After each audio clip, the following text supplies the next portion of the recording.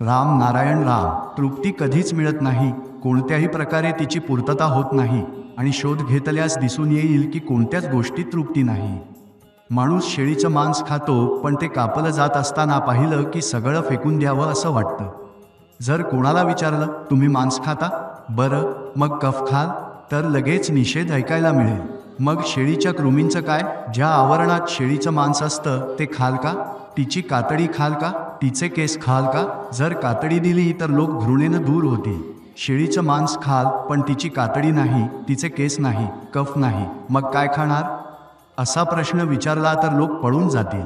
या जगात सगळे वाद केवळ वासना आणि पैशासाठी आहेत. देवाकडेही लोक हेच मागायला धावतात. या देशात देव दगडातही आहे. भाषा आहे, पण त्यात शांतता शोधायची आहे.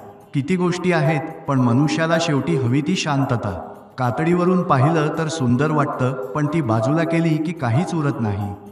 लोक प्रेम करतात, पण फक्त कातडीवर. जगातील सर्वात सुंदर स्त्रीची कातडी काढली तर सगळे तोंड झाकून पडतील. तिचे केस, लाळ, हाडं, मांसापैकी कुणालाही प्रेम नसतं. मग प्रेम कुठे आहे? कातडीत की आतमध्ये? मग हे शिवलेलं प्रेम आहे का?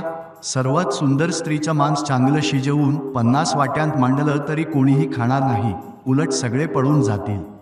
मग प्रेम खरंच आहे का? मग काय जगतात काय हवं? मनुष्य सुप्त स्वर ऐकू इच्छितो. मृग आपल्या नाभीतील गंध शोधत फिरतो आणि शेवटी तसाच मरतो. आपणही आपल्यातील त्या गूढ महानिनादाचा शोध घेत असताना शेवटी मरतो. जर माणसाची कातडी काढून उभी केली तर सर्व कवींनी लेखणी थांबवली जाईल.